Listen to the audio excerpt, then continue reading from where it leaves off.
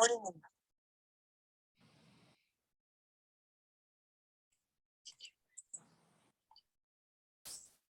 Hi. Hi, Carol. How are you? We are good. Good.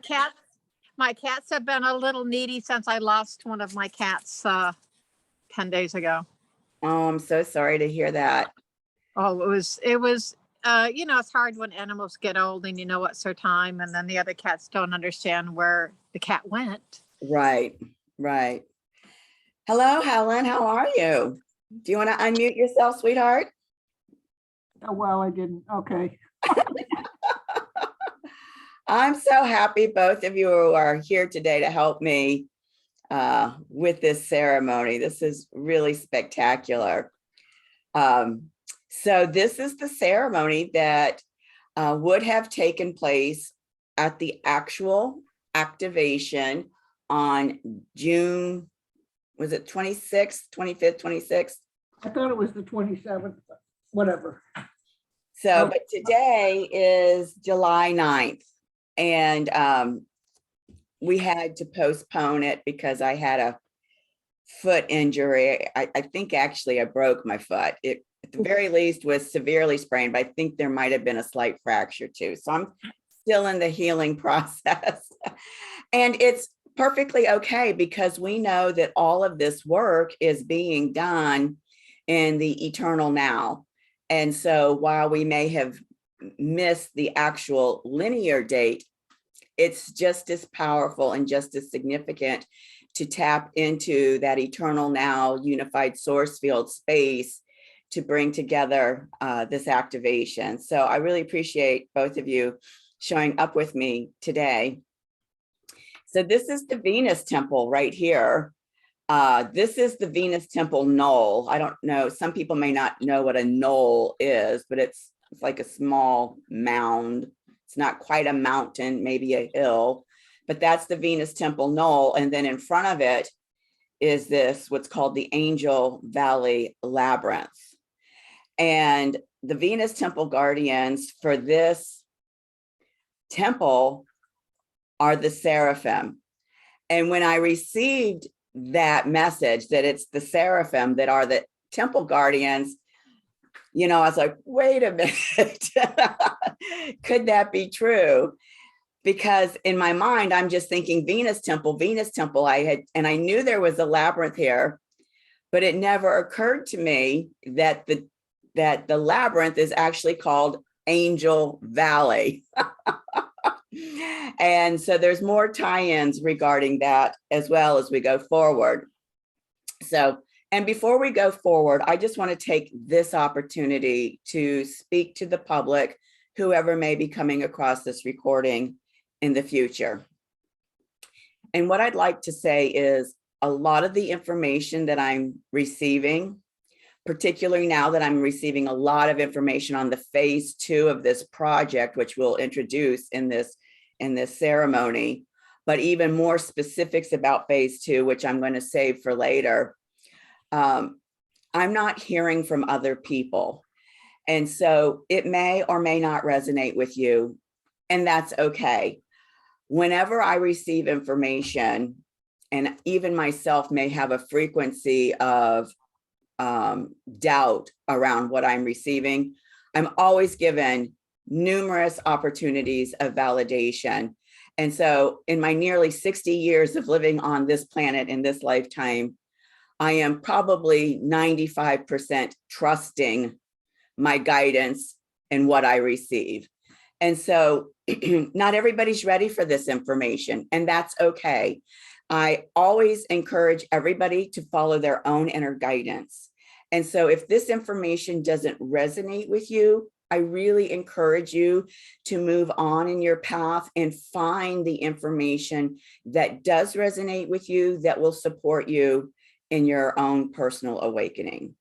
So this just seemed like the right time to address that, because we're going to be getting into some new information that's being shared with me by Sophia, and also, interestingly enough, by Lilith. So here we go. First, I want to talk a little bit about this Venus temple and this labyrinth that was built at the foot of this Venus temple, there is a book that I serendipitously, right, synchronistically found after I did my own meditation on this temple. And it's called The Angel Valley Labyrinth, and it's by Mike Davis. You can buy it on Amazon. I bought it to read it just to see if there was anything specific about this location that I needed to be able to share. And so these are the bullet points that I found significant in this information about this location where this Venus temple is. So the builder of the labyrinth was actually guided to the property by Archangel Michael. Now, you know, Archangel Michael is one of the seraphim. And so how, you know, validating is it that I'm receiving that the seraphim are the Venus guardians, Venus temple guardians? Later, I find this book and I find out that the builder of the labyrinth was guided there by Archangel Michael. This is one of the many synchronistic types of events that I experienced to validate what I'm receiving. So, and he talks about how Archangel Michael is one of the archangels that is assisting mankind to a higher state of awareness and consciousness. So for the three of us, that's obviously no surprise. But this is what he says about building the labyrinth. And he built this in 2007. He had two main objectives. The first was to build the labyrinth based on the 800-year-old pattern of the labyrinth of the Chartres Cathedral in France. And so you'll see, I'm going to show you another picture here. This image right here that he's put on the cover of his books, that's the pattern of the Chartres Cathedral labyrinth. And this labyrinth pattern, that is one of many patterns for labyrinths, is named the Chartres Labyrinth pattern that has been recreated around the planet. And you can see here, when you look closely at this, that it does reflect that same pattern. So that was the first thing, that objective that he was going to do. The second, which I find very fascinating and which ties in with the fact that this is a galactic new Earth project, is that his second objective was for the site to be used as a landing pad for galactic family and friends. And then he states that he's been informed that over 33 different civilizations that live in other dimensions have landed their ships in the labyrinth. And there are some anecdotal pieces in the book too, where people that go to the labyrinth, people that live in the area, are seeing not only interdimensional beings arrive there, they're seeing angelic beings there as well, a lot of light orbs. So that I found to be very fascinating. The next thing I want to show you is this, because it's highly significant. This is the actual Chartres Cathedral. This is the labyrinth, you know, looking down on it. And if you're into labyrinths, you may be aware that the very center of the labyrinth, which is the purpose of, you know, to walk the labyrinth to get to the center and then you come back. Some people call it a walking meditation. The very center of the labyrinth is usually referred to as the heart of the labyrinth. This Chartres Cathedral pattern very clearly has a 6-petaled flower in the center. And what many people are saying is that this 6-petaled flower represents the flower of life pattern, which we see here in this image. And so what some fascinating person did is they took the flower of life pattern and they showed, by, I don't know how well it's showing up on your screen, they're showing here how you can actually overlay the labyrinth pattern onto the flower of life. And when you get to the heart, there is that 6-petaled flower that is being recreated here as an indication that this ties in to this sacred geometry of the flower of life. Now, for me, this is highly significant because when I was doing the sacred feminine classes on the Gemini rainbow goddess journey that was last year and the year before, this during the ascent journey, and here it comes again at the ascent journey, the flower of life and the sacred geometry of the flower of life related to the cosmic Christ and the cosmic Sophia came up in that material. And if you go to my YouTube channel and you click on my Sacred Feminine playlist, you can find the videos there. And you know what I'll do is I'll actually put a link to that in the description under this one. So it's very synchronistic to me that this flower of life, which is of course the building blocks of all of creation, here we are activating the sacral chakra, which is the portal of creation, the gate of creation at the sacral chakra, is all showing up together. So that's fascinating. And actually in this book, The Angel Valley Labyrinth, he also even discusses this phenomenon and has some similar images in his book related to this. Okay, so the next piece that I wanted to talk about is the seraphim as the guardians of this temple. So there's only a couple of places in the Bible where the seraphim are actually referred to. Here's one in Isaiah. I think it's the most famous one. It's also mentioned in Revelations. But what's really interesting is that the word seraphim is derived from the Hebrew word seraph, which means to burn. And actually this burning imagery is like a burning, like the burning bush, right? The flame of the burning bush. And what even in the book of Enoch, he refers to as the shining ones, these orbs, these light orbs of these seraphim. So again, you know, if you start doing any kind of personal research on who are the shining ones, there is a multitude of conflicting information from various cultures about who the shining ones are. Follow your own guidance. For me, I was very clearly given the information that the seraphim are the ones that they are talking about when they're talking about the shining ones. So take it or leave it. Here's a beautiful image of Archangel Michael, by the way. So the next piece, here we are in our descent journey of this Capricorn goddess journey. We started here at the crown chakra in January. We're moving our way down here. This in June was the activation of this portal at the sacral chakra. And at this portal, we have access to the daughter aspect of Sophia. Now, again, in my sacred feminine classes that I did on the Gemini goddess journey, when we got to this portal in the ascent journey, we did a lot of talk around what the daughter aspect of Sophia is, because this is lost wisdom.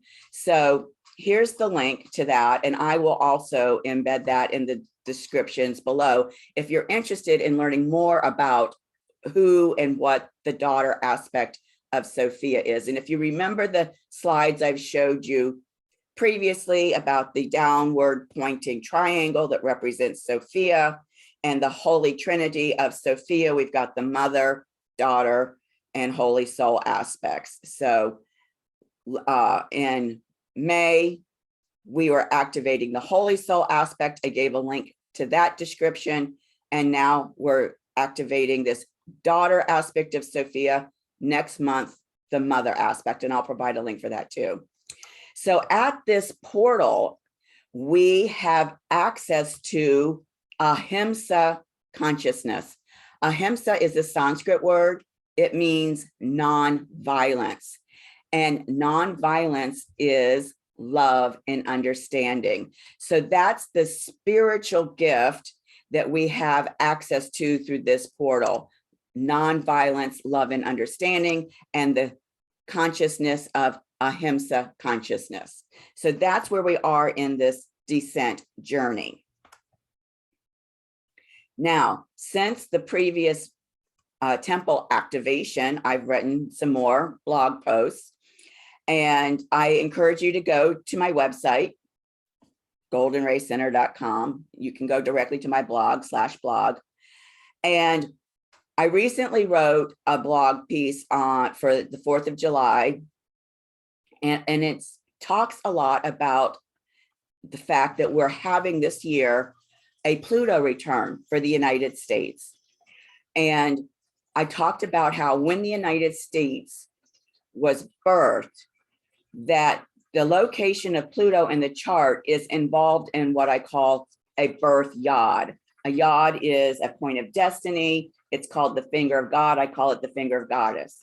So 246 years later, now on July 4th, when we have having another birthday, once again, in the solar return chart for the United States, there is another yod related to Pluto's position, and this Pluto return that is virtually almost identically in the same space. It's just off a couple of degrees.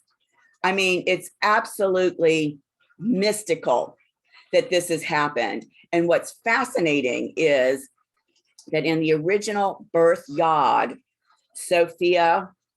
Isis, who represents the cosmic Sophia, was at a base point. In this new yod, she's at the apex point. And the Magdalene, who was conjunct Pluto in the birth yod or the natal yod, is now in the position that Isis was at the natal yod. I mean, this kind of mysticism that is showing up in, I mean, truly alchemical mysticism that's showing up at this time is mind-blowing. So I discussed that a little bit more in that blog post. And I'm speaking to it now because it's relevant. All of this is relevant to the temple activations. It all ties together. A temple activation happens on a specific date, but these larger cosmic events that are happening over the course of the year, they play into and they add a whole nother layer of dimension to what's going on with these activations each month. So I invite you to look at that. Previous to that, I wrote a blog called Let Go and Break Free. I talk more about the eclipses and the role of Pluto. And I start introducing information about phase 2. And we're going to look at that in just a minute. So this is really significant information if you're engaged with and following this project. And then we had a Saturn going retrograde. I offered an 11-minute global vision quest related to that retrograde, and the people that participated had such a powerful experience that a handful of them reached out to me and said, can we make this a regular occurrence? And so we are now doing this every Sunday evening. I'll show you the slide for that in just a second. Through the entire Saturn retrograde period and all the way up to the point where Saturn returns to that retrograde point when it goes direct again. Because Saturn is a frequency of manifestation. It has to do with timelines. And in Aquarius, it has to do with vision questing. So this is a very powerful kind of sub-project of what we're doing here if you want to start to participate in that. So here is the slide that I put up regarding the phase 2 part of this project. This phase 2 part of the project is going to begin in December, actually on Christmas Eve day. This is called the ascent phase of this Capricorn goddess journey. We'll have gone through the Inanna underworld phase, which is the second phase of the 4 phases in the Venus synodic cycle. And now we're entering the ascent phase, the ascent journey, the third phase of the 4 of the entire Venus synodic cycle. So it's going to start here with this activation of the root chakra, the mother aspect of Sophia, on Christmas Eve day. So what's been shared with me is that in the ascent phase, we are going to be actually activating our 12-strand DNA. Because remember, we've been installing all of these light codes at all of these Venus temples through the descent phase. In the Inanna underworld phase, we're going to be linking up all of the Venus temples and bringing all of those light codes online for the template for the new earth. And then we are going to start activating all of the strands of our 12-strand DNA. And so in December, we will activate the 4th strand, in January, the 5th strand, and so forth. And you can see that the ascent phase completes in July of next year, where we activate the 11th strand of the DNA. But what's so, again, mystical is that during the fourth and final phase of the Venus synodic cycle, called the metamorphic underworld phase, where the Capricorn goddess gets morphed into the Leo goddess,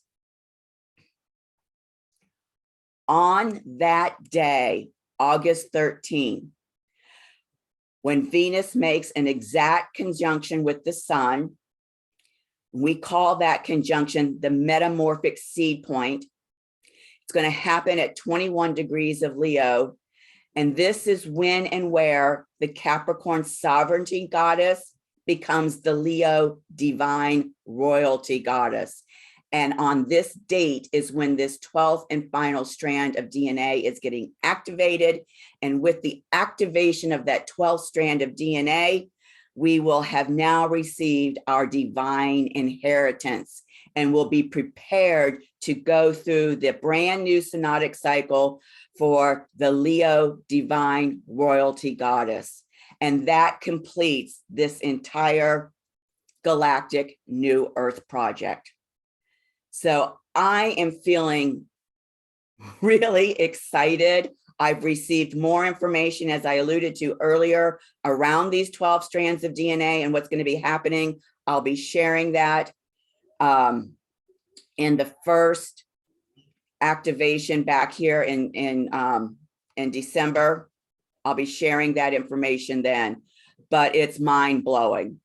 And so as I started out in the beginning with this caveat, if this doesn't resonate with you, if you don't believe in this, if you don't think this is possible, that's fine.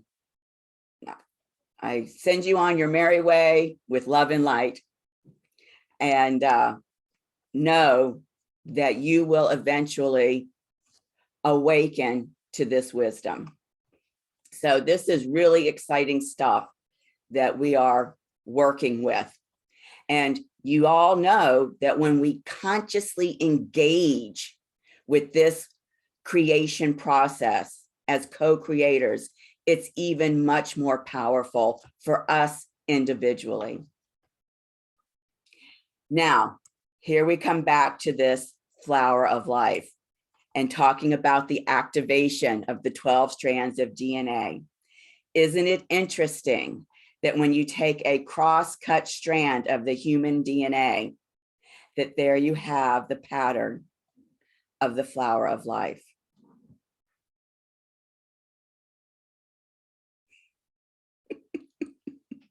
It's just mind-blowing. Again, very, very mystical. All right, this is the slide that I send out to everybody when we do our 11-minute global vision quest. It's every Sunday from 4:57 p.m. to 5:08 p.m. Eastern Standard Time. And this is all about consciously co-creating this new timeline for humanity. And so it certainly dovetails with this galactic new earth project. And these are the aspects that were in the sky for the Sedona temple activation and the sacral chakra activation. And so what we know that when that gate activation happens, it's when Venus and moon are conjunct. And it just so happens that the goddess Sedna was closely conjunct that activation point as well. And then look at all of these aspects that are involved with that activation point. And then we have these other aspects as well. So if you're interested in how you are being activated by this, you can contact me to have a light code reading done. I know, Helen, your light code reading was like mind-blowing, wasn't it? So what is the theme then of this Venus moon activation that happened at this point of 4 degrees Gemini? And in a nutshell, obviously there's all kinds of layers because of all of the frequencies involved in all of those activations. But in a nutshell, it was about illuminating our false beliefs, propaganda, disinformation campaigns, mind control programs, all of which are steeped in separation consciousness, illuminating them to allow for the fueling of their alchemical transformation. All of that separation consciousness has to be alchemized and brought back into the light and brought back into unity consciousness. And all of these ideas, false beliefs, propaganda, disinformation, mind control is related to the frequencies of Gemini, which has to do with the lower mind, which ties back to the labyrinth at this Venus temple, because you'll notice here on the cover of his book, he's put the labyrinth on top of, transposed it on top of the left and right hemispheres of the brain. And when you walk the labyrinth through a walking meditation, it's actually balancing both hemispheres of the brain. And if you go back and you watch my classes on the Gemini goddess journey, that entire journey was about balancing both hemispheres of the brain so that we could reach up from our lower mind into our higher mind at will. So all of this is tying together. And if you think about how is this related to this sacral chakra, this gate of creativity, we know that we manifest through thought. And if our thoughts are being clouded by all of this separation consciousness, then the things that we desire to create and manifest are being impeded. What we're desiring to create is being impeded by all of that separation consciousness, or at the very least, skewed. So this is a very, very powerful activation. I can't even tell you how thrilling this temple activation is for me. So before we establish sacred space and begin the actual activation of the light codes into the temple, do either of you have anything that's coming up for you around any of this information that I've shared thus far that you'd like to speak to? So if you do, you're going to have to unmute your mic. I do. Great. Yeah, I do. I try and meditate and center myself as you talk so I can ready for the trance. And when you are talking about the activation of the DNA, the beginning, the integration, I had a very strong sense of awareness of, it's much like you talk about the layers coming in. When we go through these portals, yes, we are going through the layers, but in a way of removing the disinformation, removing the falsehood, removing what is not of our true nature, so that, and that's, I guess, what this portal is the releasing of the disinformation. And so that we truly have to release what is not of us, become more of who we are, which is what the ascension is letting go of the 8 layers, going down. And then when we ascend and activate the codes, that is when we have released all the layers. And then we can, at that point, bring into activation the DNA. But what I'm sensing and feeling is that when we do the activation of the DNA, is more than just a opening or remembering or activation. It is being more aware of what accentuates and what can bring forth the DNA activation, because there's not only one way to activate your DNA. This is definitely a conscious, intentional way to activate your DNA, through going down, releasing and coming back and activating it. But they're also going through this process. You are, or we are all as a group, made aware of our conscious ability.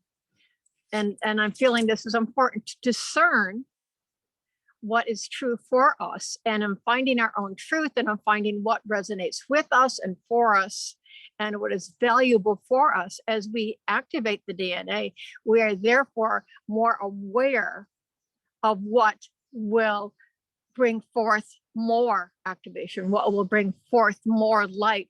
Like I have felt, I consciously wake up now when the sun rises and walk, because for me, when I walk as the sun rises, I literally feel not only grounded and released of, like the portals, letting go what it is not in the earth, but I also feel when the sun rises, I really feel that there's more, and I feel this more too, the more, look, I got a little highlight on my head.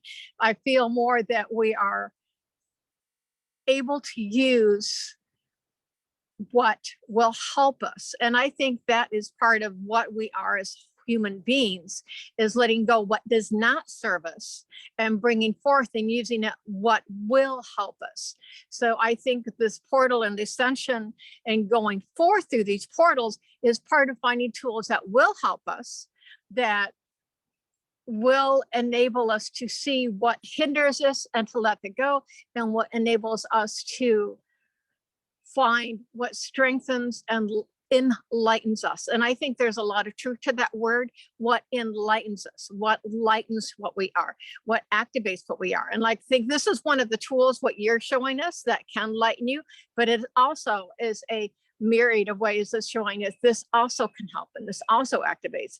So for me, this is just it's more than a tool, but it's a way to help us see what we do not need or is not true to us, and what is true to us, if that makes any sense. Absolutely. It all makes perfect sense to me, because what I'm aware of as you're saying that is, we are multi-dimensional beings. We all resonate with different manifestations, with different frequencies. And in the most mundane way I can say that is, some people are into opera and some people are into soccer. It's just what you resonate with. And so, yes, there are infinite numbers of tools available for whoever's ready that they resonate with. Yes. Yeah. And that's what I was feeling as you're talking about the journey that we're on, is Yes. the actual letting go what does not serve us. And then when we come back up, that whole process is to find what does serve us. Yes. Beautiful. Beautiful. Thank you for sharing that, Carol. We see the same thing, and I see what you're saying, and I do it in a completely different way. Yeah. And listen, I use a certain kind of language that people will, again, resonate with, will be meaningful to them. But you use a different kind of language that might be more resonant for other people. And so it's really important to have these conversations and to share, so that everybody can get the most of what we're discussing, and also from the different perspectives, even maybe tweak and give somebody a new aha about what they've already received. So thank you so much for sharing that. How about you, Helen? Anything juicy to share about this? Well, I was just getting the chills over everything that you were talking about. I was like, whoa, yeah. Anyway, yeah, I think the past several weeks have been really, wow, up and down and different, and so much coming to the surface that's getting just blown off the course. So, and I think the Georgia incident has been incredible. And that's going to be a real space clear now that that's clean. Well, it's still clearing up, but anyway, that was massive beginning. Yeah, and isn't it interesting that it happened after the solar return for the United States? And just for anybody watching, today is July 9th, the second activation, the second of the 3 activations that's happening for that Pluto return point is in 3 days. July 12th. Yeah, the whole thing was beyond coincidence. Yeah. I mean, what's happening in the sky with these cosmic events is really starting to manifest on the global stage for people in an obvious way. And so people will see an event like that and not maybe perhaps understand that it's directly related to a cosmic event, but people like us, we say, oh yeah, that's because of, you know, this event happening in the sky with these luminary bodies. So yeah, it's really exciting times. Even beyond that, I think it's people who aren't even aware of any of the above. It's actually cleared out stuff that they didn't even know was blocking them. Exactly. You're absolutely right. This stuff is benefiting all of humanity, the global community, whether they're aware of it or not. These light codes activations are happening within them, whether they're conscious of it or not. Also, what I think is hugely significant, at least to my understanding, is there was some real big doo-doo black magic put around that place. And that means that we've been given the key to undo that, which is really, really, really, really exciting. Well, and it's interesting that Powerful. It's interesting that you use that phrase black magic, because I'm going to tie it back to these cosmic frequencies. Pluto, you know, every frequency has a yin side and a yang side, a shadow side, a light side. Pluto in its shadow has to do with black magic. It has to do with that which is taboo. It has to do with secrets. And so all of that stuff through this Pluto return and the eclipses, because it's on the Taurus Scorpio axis and Pluto is the ruler of Scorpio, is being brought up from the depths of the muck into the light. But if you don't know how to do it, you can be really messing with some bad stuff. So that's the good part, is they knew how to do it right. But they were able to find the key in there to, anyway, you got what I'm saying. Yeah, yeah. Is there something you wanted to say about that, Carol? I totally agree with what Helen was saying about, and I think it's very significant, and like she's saying, it's the key to unlocking the black magic. And I agree with that, because we are being given the key back to our own knowledge, to our own magic, because I think our magic as humans is been denied us. And so as we unlock their black magic, or their magic they have over us, then we are more able to find our own and use our own magic, if that makes sense. I don't know if that's what you were alluding to, Helen, but I do feel we're all magical beings, but that we've been denied who we are. Was that kind of what you were saying, Helen? Well, Yeah, yes, and yes and no. I don't know. I think that's, once again, Carol, it's another way of putting what I was saying. It's just in addition to. But yeah, but yes, we are all magical beings. But if you delve in this and you don't know what the hell you're doing, it can be really not good, and backlash on you. Which made me sort of laugh with you. So, I mean, the things I've gone through the past few months, and then somebody called me and wanted, something was going on with a friend, and oh, I know somebody I can get a hold of on YouTube, and they can help undo. And I went, are you kidding me? We don't mess with that. I said, all you can do is offer it up to the light, to her. I said, don't you get into that mess. And, and then how funny that all these things started happening after that. I mean, it's pretty amazing. Yeah. Well, I've always felt, and I'll just put this out here, because I've always been, I think all of us, our group has, that there is more than what is. And I think most of us have been aware of that growing up. We know a lot of people are just seeing what is, but we're aware there is more than what is. And just this real quick story, I haven't really told it because it's an odd story, but a really good friend of mine's father passed, and he was not a good man. And I think he blamed me somehow for whatever. And so I was laying in bed, and I saw I guess he had just passed, and I saw his shadow come in the doorway. And it reminds me what Helen was talking about, is you don't mess with that. So I saw the shadow of someone that had passed come in my doorway. And my instinct is to always ask for light, always ask for someone of the light that is more than me, that has more than power. I'm not about to deal with shadows. I don't, I don't want to go there. I don't want to mess with that. So immediately asked, I've always asked for Archangel Michael, because he's been there for me. I thank him all the time. Thank you for being there. So I literally thought of him, and not even before the thought was gone. It's going to sound very woo-woo, but he was behind me. And if you've ever felt an angel, that presence, and it wasn't just a little presence, it was a presence. He felt the severity, how I felt that I was in danger, and that I was calling out from him in a space of, please help me now.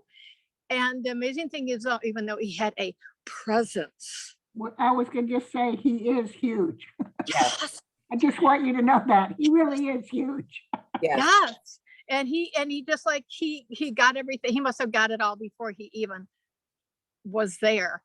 And to show you what angels and galactics have, is he literally, and I could feel him rustle, he went,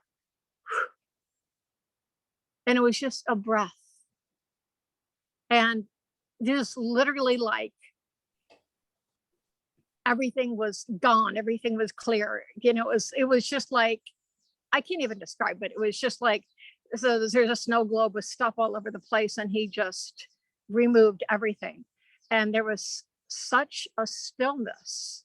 And I can't even, which is why I don't tell the story, I can't explain what it felt to be in that presence, and to feel him do just the smallest of gestures.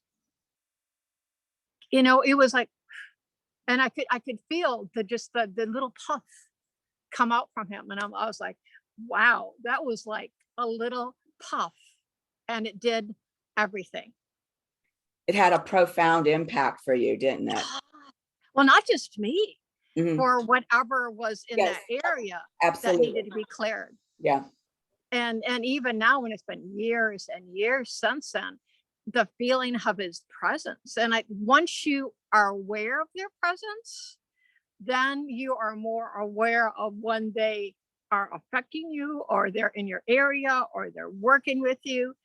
And I can't tell you how often I've just been grateful that he's been present, or he's been around. And sometimes, he's an enormous presence, and sometimes he's just like wings on my shoulder, if you know what I mean. So I think when we talk about the magic that we have, and especially when you say you don't mess with that, I really don't. I call on whoever can handle it better than me. you know, because we're down here in the 3D body, you know, and I'm not a wizard, you know. Well, So what I meant was, no, Carol, that's great. What I meant is we need to deal with our own stuff. It's not our place to go in and do somebody else's manipulations. That's what I was trying to say, because that's what these other people were thinking that they should do. And I'm like, oh my God, no, you could really mess everything up big time. true. I said, you need to send that person the light and pray for them and send them all the good light to do with as best as whatever is the best for them. It's not for us to go in and. Right. Exactly. I mean, you can ask for the highest and best system, but other than that, I, you know, agree. All you can do is ask for their Oh, protection. no, they were going, yeah, never mind. Thank God it's all solved now. But I think it's good for everyone that's watching to know, and we, even though I've said it, we've all said it, that to ask for assistance, to ask for angelic help, to ask for the higher source of life to step in, you know, because let's face it, we're in this 3D world and we just have what we have. So, I mean, I think, you know, this journey that we're doing, you know, is a learning experience in calling forth. I like that. This is an experience in calling forth. Very good. Very good. That was fabulous. So if you two ladies are ready to call forth these light codes, I'll switch back to the slides and call in sacred space. But is there anything else that's desiring to be heard before I do that? You ready? Okay, here we go. Thank you, both of you. Fabulous discussion. All right, so here we are. So we're going to establish the sacred space and call in our galactic collaborators. So I claim this space for the Sophia Christ consciousness. I call in cosmic Sophia, divine wisdom, and Mary Magdalene, the embodiment of Sophia consciousness. I call in the cosmic Christ, divine will, and Yeshua, the embodiment of Christ consciousness. I call in the Arcturian and Pleiadian star beings who have committed to this galactic New Earth project and have been assisting us from the beginning with it. For each of us that are present and for all those that will be joining us in the eternal now, somewhere in the future linear time, I'm calling in our mentorship councils, our galactic teams, and our spirit allies. And last but not least, I call in the Venus Temple Guardians, the Seraphim. These are some of the archangels that I'm familiar with. There may be others that you're familiar with, but certainly Archangel Michael, Archangel Metatron, Archangel Seraphiel, Archangel Gabriel, Archangel Raphael, Archangel Jeremiel, Archangel Raguel, Archangel Zerachiel, Archangel Sandalphon, Archangel Haniel, and Archangel Remiel. You are all called in along with any other of the seraphim that we are not aware of by name. And so having called in our collaborators and creating this sacred space, I'm just going to invite you now to close your eyes, become comfortable, make sure that your feet are fully supported, your hands are fully supported, and start to take in the in-breath as deeply as you can. Bring the in-breath in, allow the exhale to just pop out.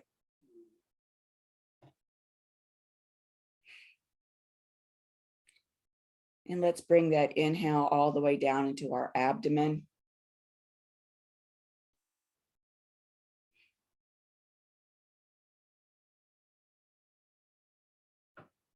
Feel the space that's being created within you with each inhale.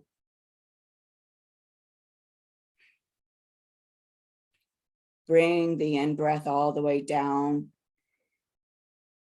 into your root chakra, your tailbone area.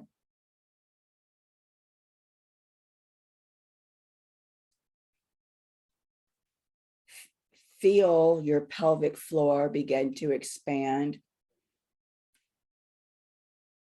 with the light that the in-breath is bringing in.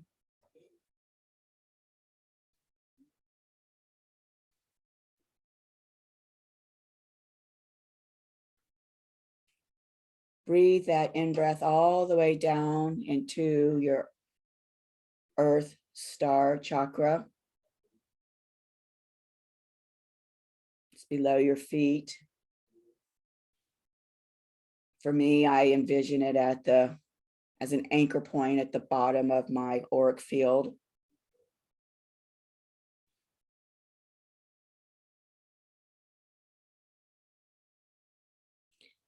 And feel yourself connect from your earth star chakra to the heart of Gaia, being fully grounded and connected with her.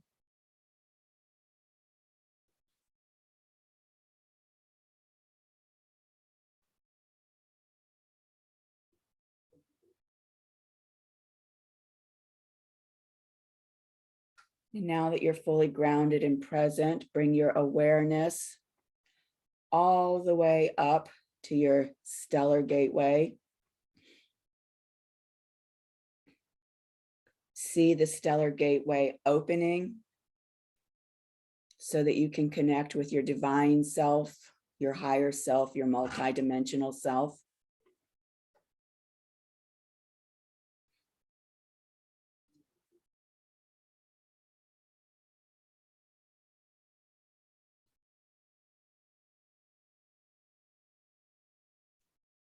And now you'll be aware that the rose gold Christo-Sophia light codes are beginning to descend through your stellar gateway into your soul star chakra.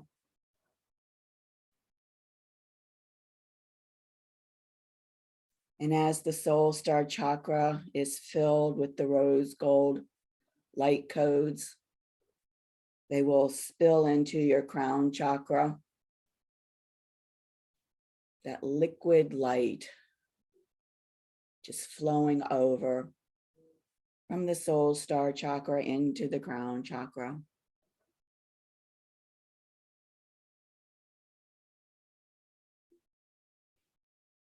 And like a tiered fountain, it continues to fill the crown chakra, and that rose gold liquid light with those light codes now spills over into your third eye chakra.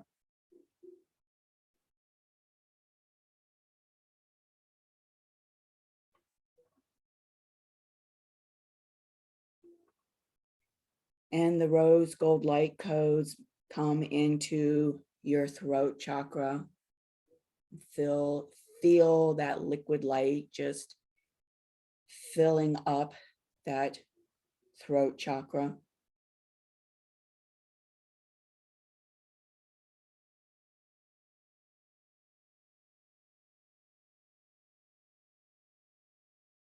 And from the throat chakra, the rose gold liquid light spills into the heart chakra. All of those Christo-Sophia light codes coming into the heart chakra.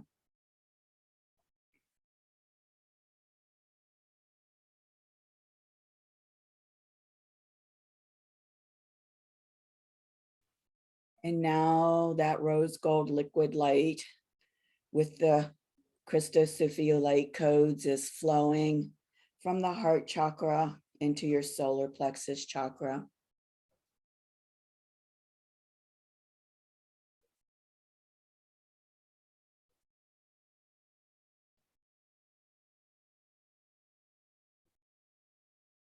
And from the solar plexus chakra, this liquid light and the light codes are flowing into the sacral chakra.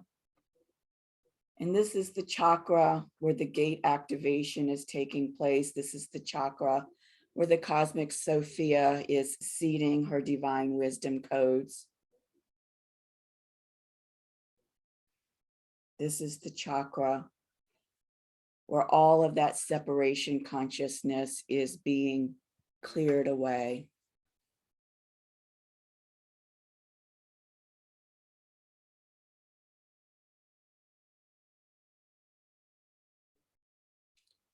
And the rose gold liquid light now flows into your root chakra.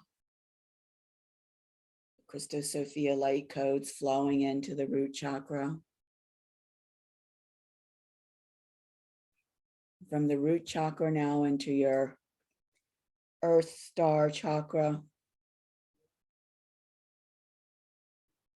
And then flowing right into the heart of Gaia.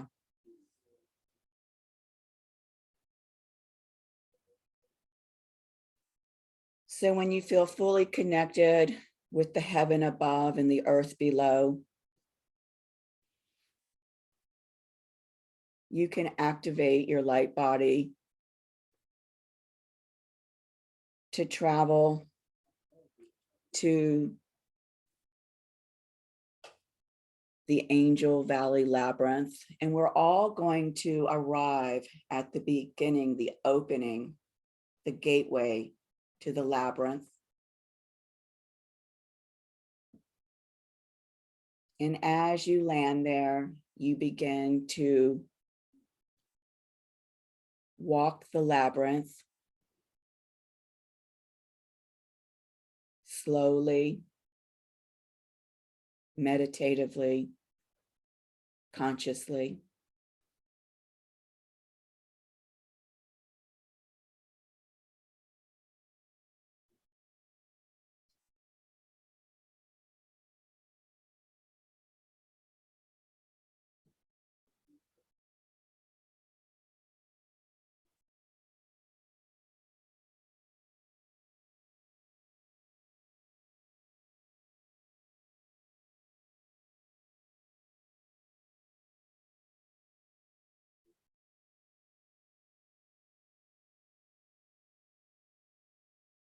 And the further you move into the center of the labyrinth, the more you feel yourself becoming fully balanced.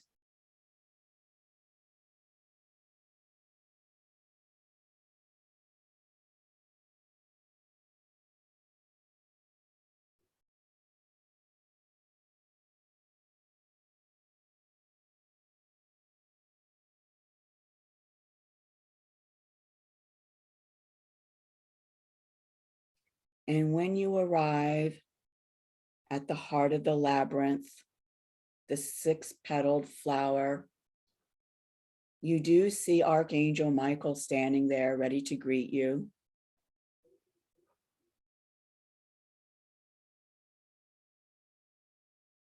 And as you cross into the sacred space of the heart of the labyrinth,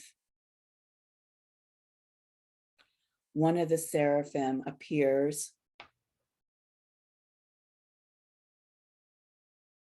Allow yourself to take some time now for Archangel Michael to introduce you to the seraphim. Receive this seraphim's name.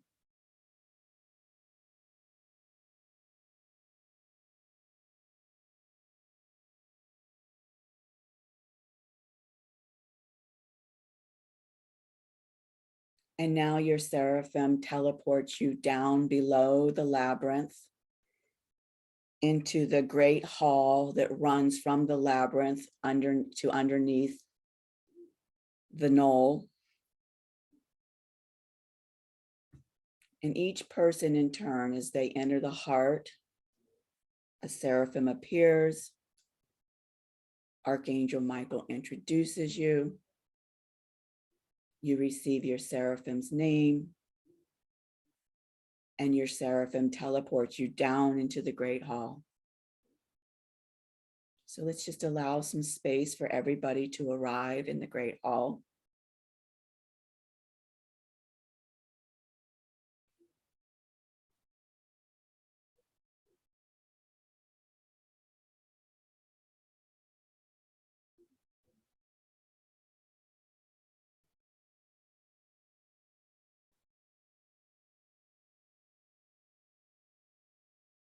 So we are all now in the great hall.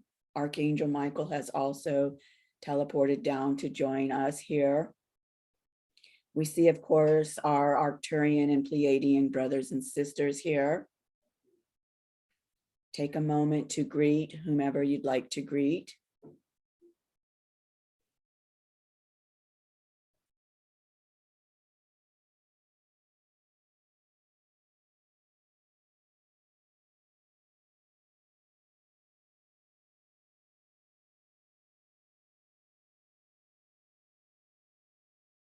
And now as you look around the Great Hall, you see that it very much resembles the Hall of Mirrors in the Great Hall at the Palace Versailles in France, out on the outskirts of Paris.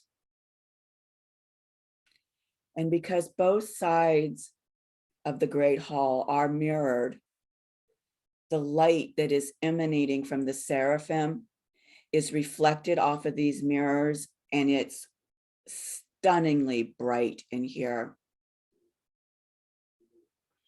So give yourself some time to adjust your frequency to the brightness of this light.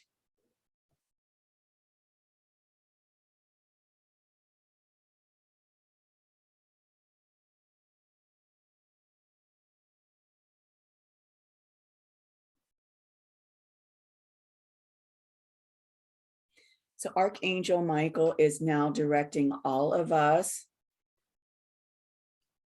we humans, Pleiadians and Arcturians, to stand in a single line from one length of the Great Hall to the other length of the Great Hall in front of the mirrors on, I'm seeing it as my left-hand side.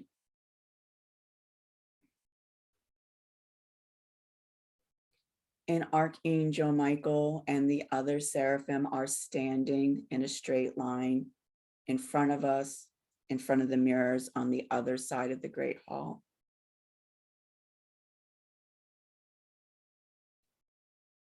Archangel Michael, I see him in the center of that line of seraphim.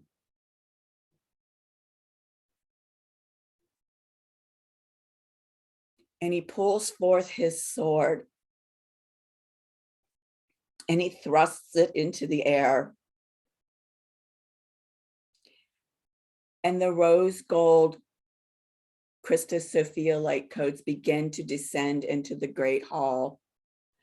And as the light codes descend, it looks like the entire hall is filled with the most spectacular chandeliers that you have ever seen.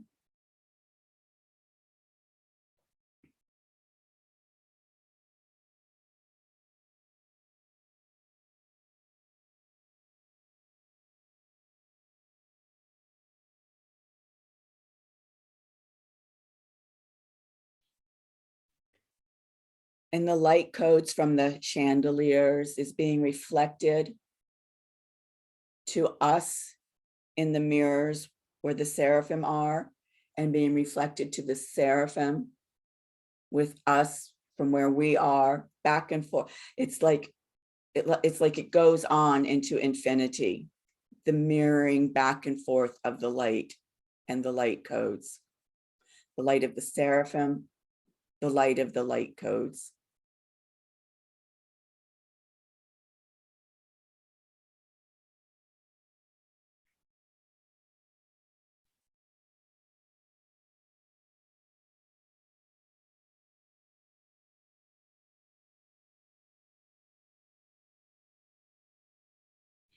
So Archangel Michael returns his sword to, I guess it's some kind of a sheath where he keeps his sword.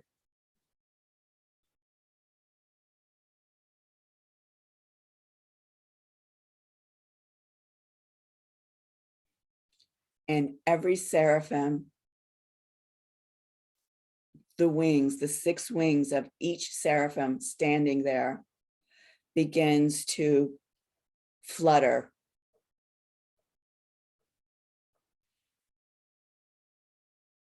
And as they flutter their wings, light, sparks of light come off the wings and merge with the light codes, the Christo-Sophia light codes. And we, the humans, the Pleiadians and the Arcturians, are receiving a light shower, like a rain shower, but it's a light shower from the seraphim.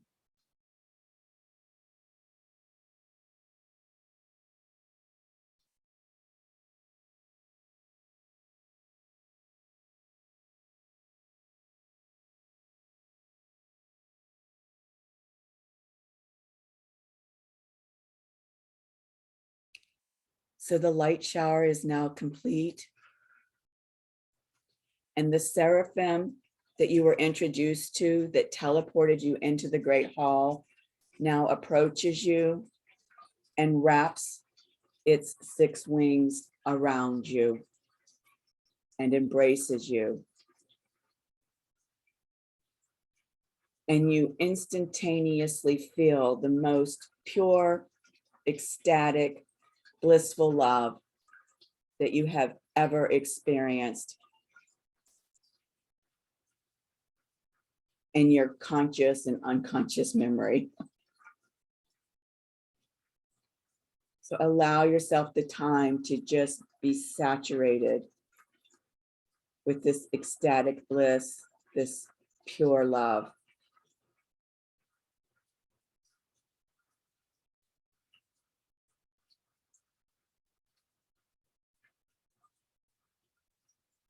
And when you as a soul being have received the amplification that you are able to hold within your physical body,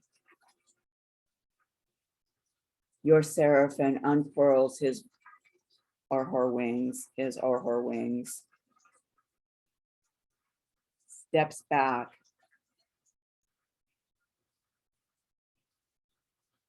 and you bring your palms together in front of your heart chakra and bow in gratitude and appreciation to your seraphim.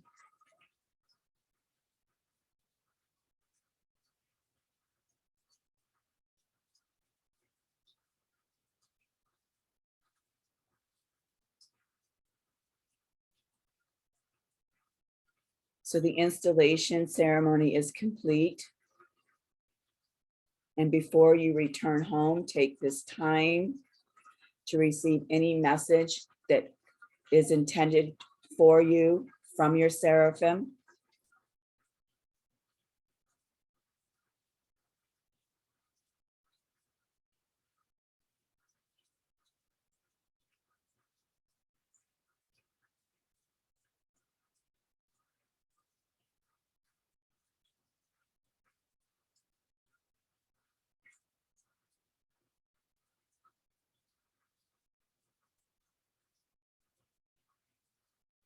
And now take some time to say goodbye to your Arcturian and Pleiadian brothers and sisters.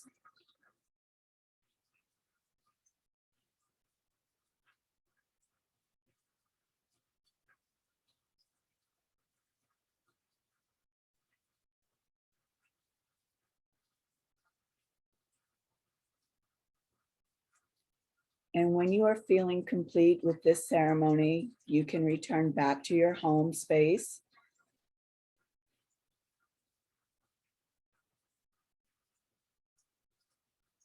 I invite you to give yourself a little extra time to settle into your physical body so that it can adjust to this new frequency.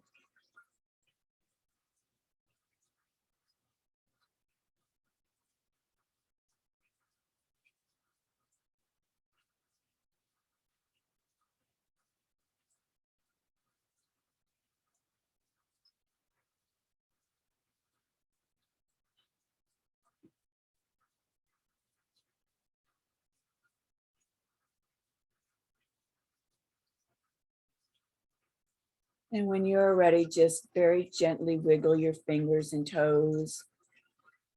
Very slowly and gently open your eyes so that they can adjust to your surroundings.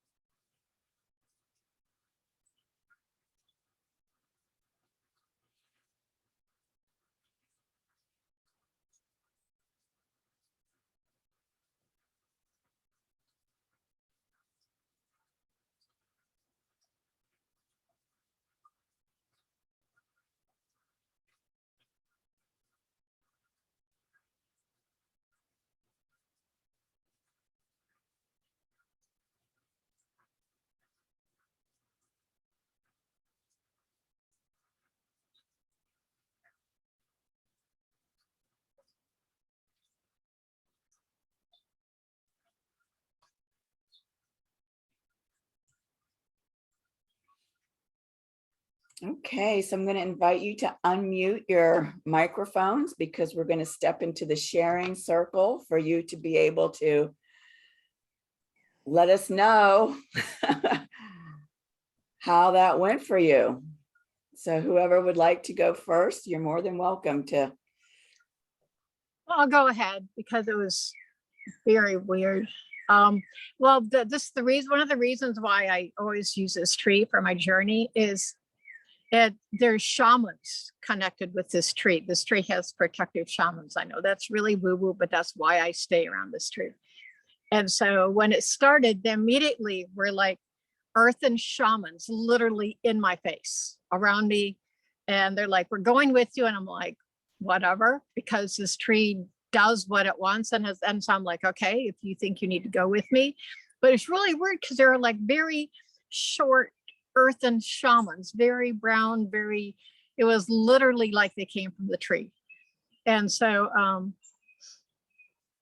when you did the light codes from up there, very weird because I saw a face, a male face, shiny gold face. It was not flaming, but it was a rose gold face, but it was very masculine. And so that kind of melded down like a fountain. And I was just fascinated by the face because it was golden, you know, and it was very masculine. But I was thinking, well, that's not Archangel Michael, but you know, it's definitely has rose gold vibration. So I was like, okay. And then we went over to the site, and the rose gold mask came down in a large alien form, golden, and literally filled the maze up, so that it filled the maze with rose gold. And so I just kind of just went into the rose gold and just floated to the middle. And then when I got to the middle, Archangel was there, and he was very amused by the whole thing. And the gold reformed with the same eyes in the face as what one I originally saw from the codes, but he was my height. And so he was that person in a shape. And so he said, your seraphim will introduce himself. And he says he was Ezekiel. And I'm like, oh, well, that's cool. And my forehead just started itching a lot. And it just, it kept itching. And I'm like, okay, so this is like, whenever my forehead itches, it's like usually an opening, or, you know, I need to like let go or whatever I'm blocking. So as we're going through the hall and the whole ceremony, I kept itching and stuff. And we got to the hall and doing all that. And I was just like almost consumed by my forehead. Just, it felt like it was cracking on the front. And I'm looking at Ezekiel and I'm like, what, you know? And he's like, focus on your third eye, focus on your third eye. Quit trying to figure out what's going on out here and paying attention to what you're experiencing. It doesn't matter what's going on out here. If you're not focused, if you're not in your space, if you're not where you should be, it doesn't matter. He wasn't lecturing me, but he was telling me. So I focused on it, and okay, so you remember he's rose gold. So then I focused on it, and he like put his hand there, and it like cracked open. And it's like I was aware that the gold was kind of merging with my veins. So I was like infused with that. And I was looking at it and I'm like, well, why are you gold? And he goes, well, gold is a vibrational frequency conductor. So that's why I present myself as gold, because I conduct vibrational frequency, and gold is a form I choose because it conducts it in a way that you are okay with. And so he goes, so I'm giving you the vibrational frequency conductor also within you. And then the weird part is my shoulders and stuff felt like they had wings, but not angel wings, dragon wings. And I felt like the dragon that was, because we all have protectors, and the dragon that was connected to me was also being influenced by the gold. And so the flowing, I was like, okay, well, go ahead. And so I went backward to my ancestors and back to my guides and teachers and everything like that. So it was just, I'm like, okay, so what's this going to do? And he goes, well, don't make it more than it is. Gold is a conductor of frequency, and it allows you to conduct a higher frequency, and for what you're doing, use a higher frequency to your benefit to clarify it for yourself. He goes, it's not a woo-woo, it's just using what you have to clarify your journey going forward. And he goes, whatever works for whatever person going on this journey, whatever conductor, whatever frequency, whatever clarifier they've been given in this ceremony will be useful going forward. So for me, my clarifying frequency, or what would help me, was gold. And I just had the distinct impression that everyone was given a clarifier frequency, if that makes sense. Yes, it does. Absolutely. And it's funny that you describe it that way, because when I looked down, I saw that all of our feet were gold, but I didn't say that. It was gold just flowing, just very comfortably. Yeah. Wow. So you might want to just go ahead and pull some of that gold up your feet and use it for frequency clarification. He said something, higher frequency clarification. That's what gold is used for. So evidently, if you're aware of the gold on your feet, that's something you could pull up and use as a frequency clarification. So that was mine. It was weird. Spectacular, Carol. Thank you for sharing that. It just felt, you have no idea. I felt like I was like in some kind of a story, you know. Beautiful. Beautiful. Your turn, Helen. Oh, here I am. Yeah. That was really cool, Carol. No, I was just like floating and just like all totally at peace. And ironically, you said something about, well, we're here now. And I went, oh, well, I've been here.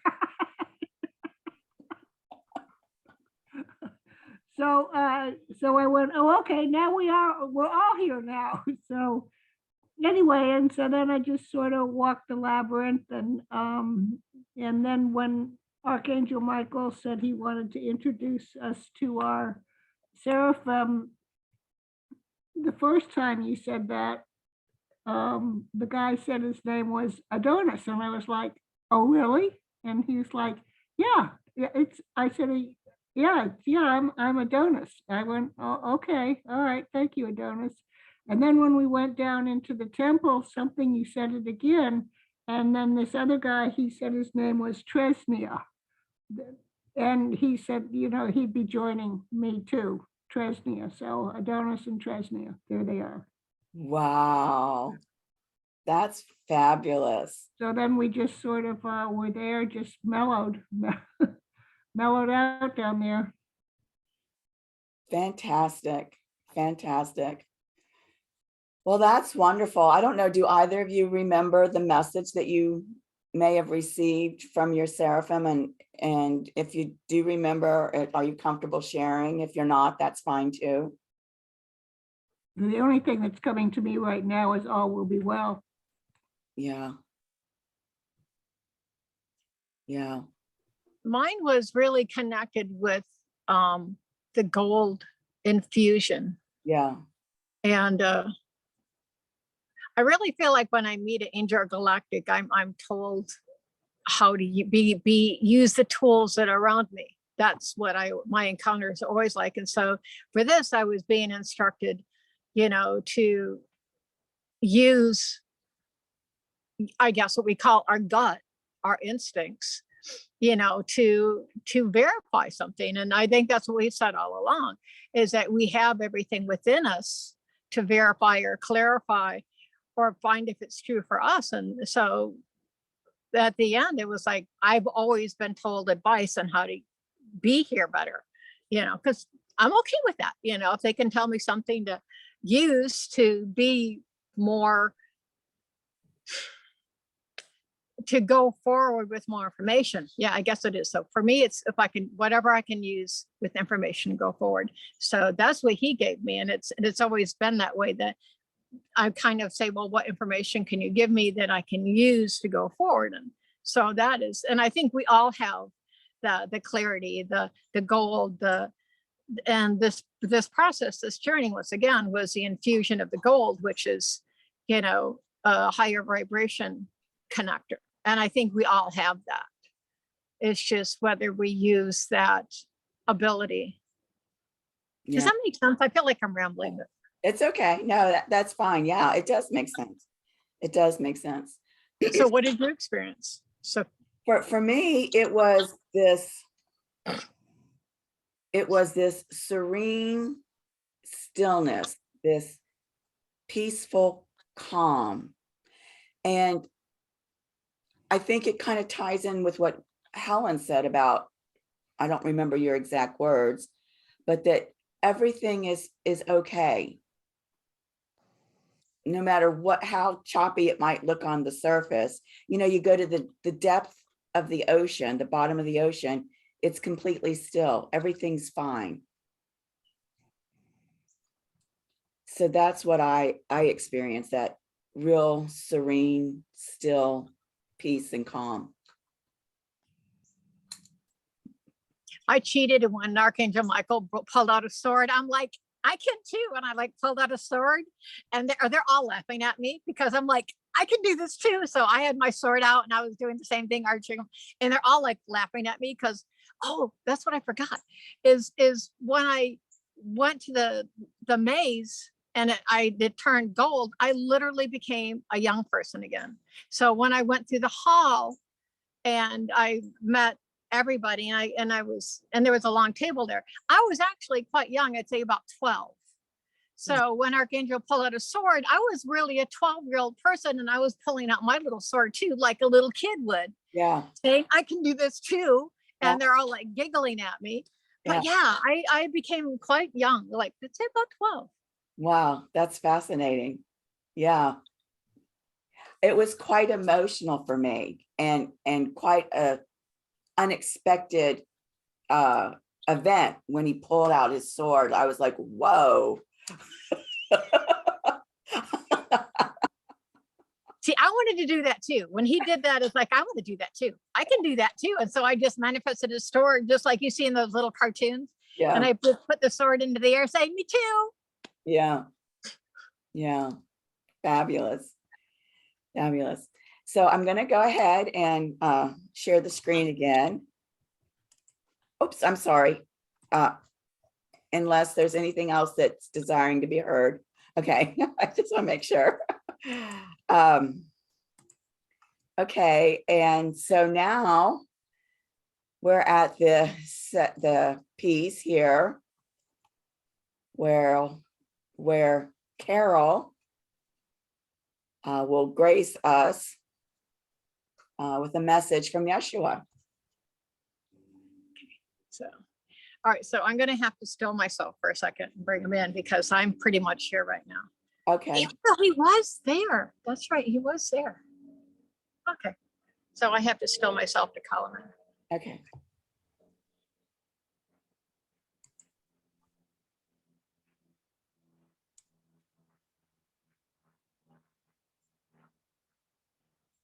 So in this case, going forward, we ask that all that are viewing this pull in the holy light into the top of their head, breathe it in and fully, knowing that as they breathe in the holy light of the divine, it is activating everything that needs to be activated at this time and this space for their highest and best. And as you release your breath, you release anything that is not wanted or needed in your life at this time. Also allowing anything that is not wanted or needed to be released through the earth, to be transmuted and changed to the earth's vibration. Once again, bringing in the divine light, allowing the codes of activation for your highest and best to come in, to flow with divine love. And in the out breath, releasing what is not needed or wanted in your life through your feet to be transmuted and formed. Last time, pulling in divine light, divine love, divine activation. We ask at this time that our Father and Mother God, all the angels, other guardians, stay with us, support us, nurture us in this journey. Know that as we breathe in, we are surrounded by divine love, divine guidance. And as we breathe out, we allow the natural release of the universe to release what is not helpful to us, including any information or any gossip that we have heard that is clinging to us. Let go what is not of use to you. Let go innuendos. Let go gossip. Let go of negativity. Know that as you breathe in, you are your true source of light. Know that as you breathe in, you are the light of God. You are connected to Mother, Father, God. Feel your heart expand with the knowledge that you are divine. You are of the divine family. You might not remember it completely in your form that you are, but you left God, heaven, oneness to come here, to experience this. You are connected to God, to light, to love. And so we give you this blessing on this day, if you choose to remember it, breathing in divine light, love, and support. And when you breathe out, releasing any misinformation, disinformation, gossip, or innuendo, so that you only are bringing in what is best and highest for your light, for your divine being, and letting go at the end of anything that does not serve you or is not valuable to you or does not bring negativity to you soon. So we are using this moment to bless you. And if it helps you, if it is good for your soul, if it resonates for you, to bring in light with your breath and to release what is not of you with the exhaling. You can do this at any time. Preferably in the morning, bringing in light. At nighttime, releasing the day's misinformation and negativity. This can be done at any time. Mother, Father, God wants you to know that you are loved and you are never alone. And all you have to do is ask, request, and we are there always and forever. Jesus.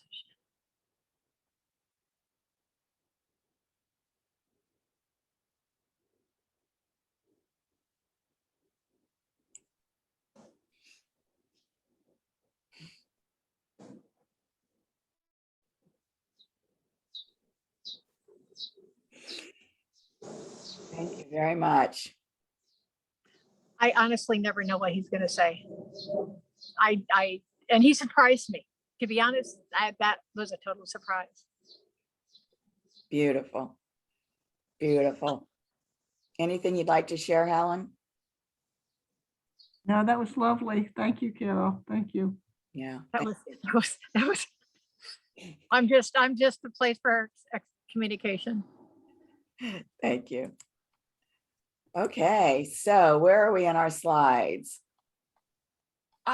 Questions and answers.